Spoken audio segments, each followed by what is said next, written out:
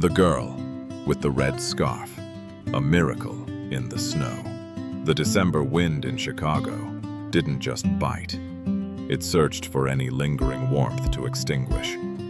At 24, Elena sat at the bus stop, her thin dress offering no protection. Months of medical bills from her mother's final illness had stripped her of everything: her home, her job, and her dignity.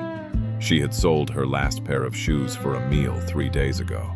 Now, her bare feet were numb against the frozen pavement. As the city rushed past, huddled in expensive coats, Elena felt invisible. A ghost in the middle of a crowd. Then, a small figure appeared through the falling snow. It was Maya, a 5-year-old girl with a bright red scarf that looked like a flickering flame in the gray evening. She stopped, studying Elena with eyes full of a wisdom no child should have. "Are you cold?" Maya asked. Before Elena could find her voice, the little girl extended a small paper bag. "My daddy bought these donuts for me, but you look like you need the warmth more than I do." Elena took the bag with shaking hands.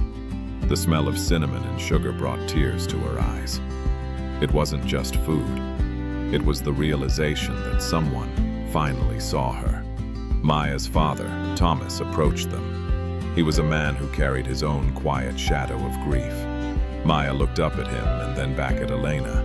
"Daddy," she whispered, "she needs a home, and I need someone to read me bedtime stories again." Thomas knelt beside them. He didn't look at Elena with pity, but with understanding. He had lost his wife a year ago, and his house had felt like an empty museum ever since. "My daughter is right," Thomas said softly. "No one should be out in this cold. We have an extra room, and tonight, we have more than enough dinner for 3.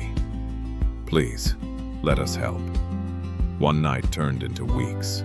Elena didn't just find a roof, she found a purpose.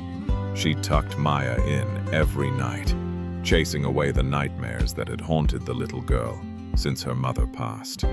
In return, Thomas helped Elena find a position at his architectural firm, helping her rebuild the life she thought was gone forever. They realized that while Elena needed a home, Thomas and Maya needed a heart to make their house a home again. They weren't bound by blood, but by the beautiful, messy reality of human compassion.